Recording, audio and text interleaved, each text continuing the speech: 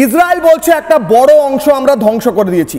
যদি ইউরেনিয়াম ওখানে থাকে এবং ধ্বংস হয়ে থাকে তাহলে রেডিয়েশনের আশঙ্কা বাড়ছে এবং এর ফলে যুদ্ধ আরো তীব্র হবে, কারণ ইরান আবার হামলা করতে পারে। কি মনে করেন যে ওই জায়গায় আঘাত করার পরে ওখানে একটা ভয়ঙ্কর রেডিয়েশন হতে পারে? কি ভয়ঙ্কর রেডিয়েশন হতে পারে এবং এর ডিভাস্টেশনটা এবং এর ধ্বংসস্তূপটা সাধারণ ওয়েপন্সের থেকে কয়েক মিলিয়ন গুণ বেশি। কয়েক মিলিয়ন গুণ বেশি ডিরেক্টলি এন্ড ইনডাইরেক্টলি। কারণ হচ্ছে ও যেখানে আঘাত করছে সেখানে ওই নিউট্রন এবং রেডিয়েশনের এফেক্টে বিল্ডিংগুলো রেডিও অ্যাক্টিভ হয়ে যায়।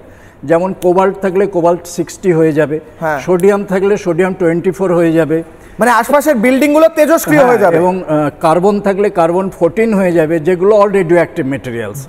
ভয়ঙ্কর। যার জন্য কোনো একটা নিউক্লিয়ার ওয়েপন্স ইউজ করা মানে এটা হচ্ছে আলটিমেট রিসর্ট, মানে শেষ, এবং কোনো রাষ্ট্রই সেটা করতে চায় না বা করে না। বেশ, এই প্রসঙ্গে আমি যেটা বলি, ইদানিং দেখবেন এই দুটো যুদ্ধ দেখলাম, একটা চলছে, সেখানে নিউক্লিয়ার শক্তির একটা ভয় দেখানো হতো, উল্লেখ করা হতো যুদ্ধের জন্য, ব্ল্যাকমেল, স্নায়ু চাপটা বাড়ানোর জন্য বিরোধী শক্তির। এবং বিরোধী শক্তি সেটা কি করে, ওকে প্রভোগ করা হলো এবং সে তখন খুঁজে খুঁজে ওই নিউক্লিয়ার ইনস্টলেশনেতে আঘাত করে ফার্স্ট, যাতে সব থেকে বেশি ক্ষতিটা আটকানো যায়। এটা হচ্ছে একটা স্ট্র্যাটেজি হয়ে গেছে।